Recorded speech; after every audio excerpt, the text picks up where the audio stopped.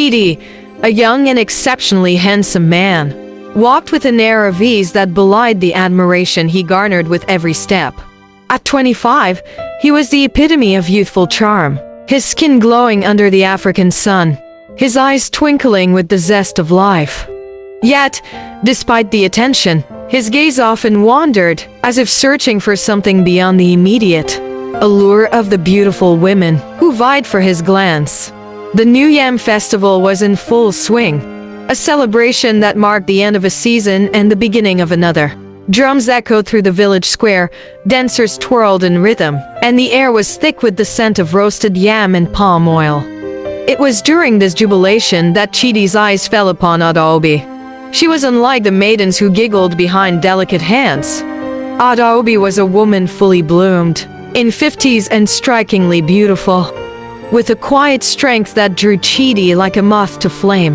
Adaobi was well aware of the whispers that wove through the undercurrents of the village voices.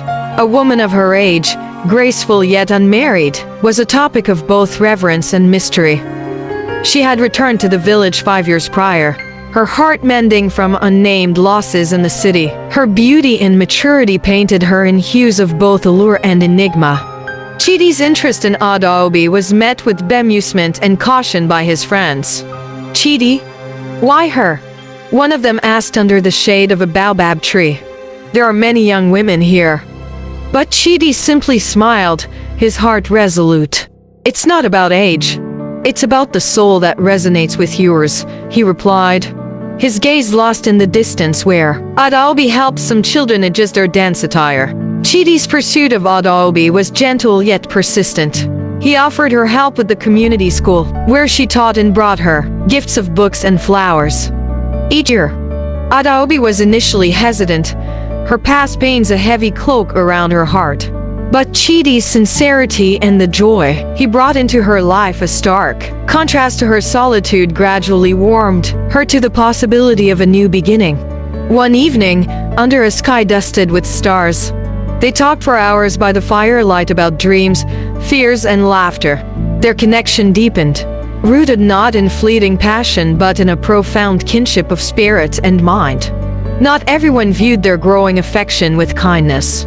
Rumors swirled, and disapproving looks were cast. Chidi's family harbored concerns about the future. "Chidi, think of the children, the family life.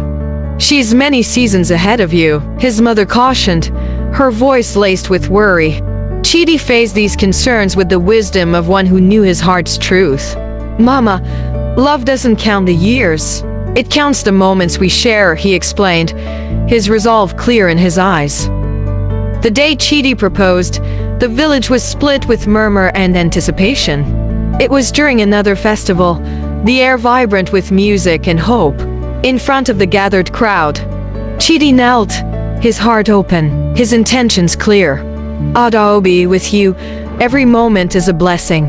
Will you marry me and share all the seasons of life?" he asked. Adaobi, moved by his courage and the purity of their love, agreed, her voice a whisper that soared over the village like a hopeful wind.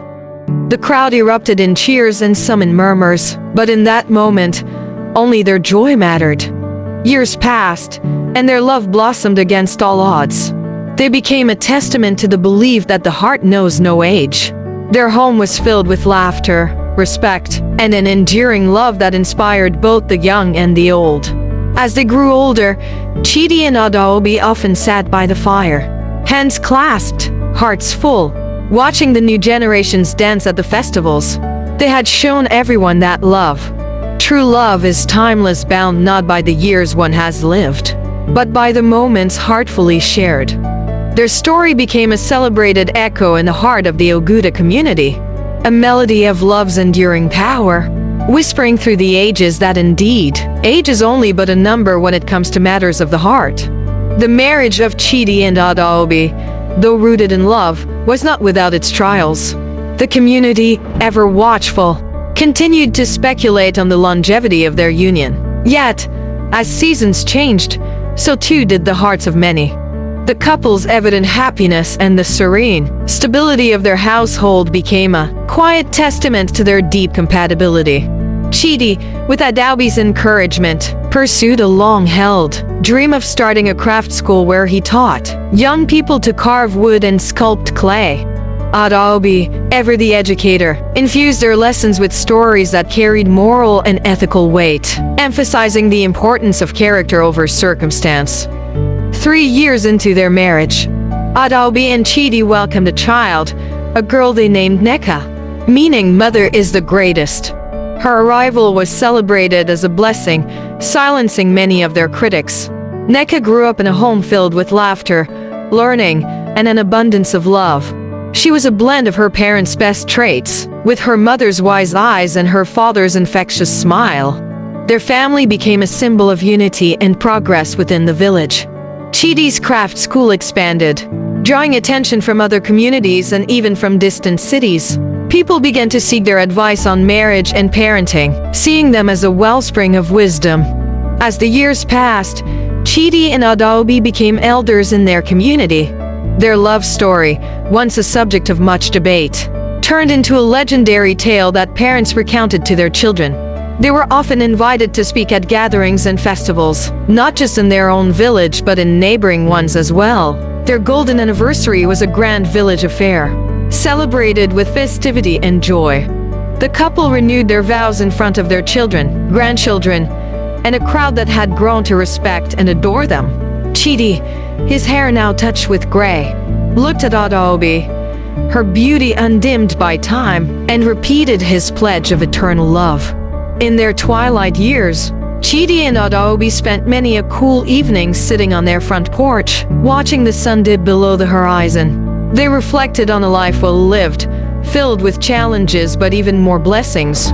Adaobi often said, "Our love was a bridge across the years, strong enough to carry us and many others along with us."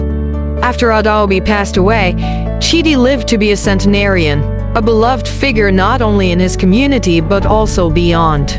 When he finally passed, his funeral was attended by hundreds, including those who once doubted their union. He was laid to rest next to Adaobi, under the shade of the baobab tree where he had once declared his intentions to his friends. Their graves became a place of pilgrimage for those seeking blessings in love and marriage. The story of Chidi and Adaobi continued to echo through generations, a timeless reminder that true love transcends all, binding hearts not just through the passage of time, but through the essence of life itself. Their love story, etched into the very soul of the community, proved that indeed, in matters of the heart, age is only but a number.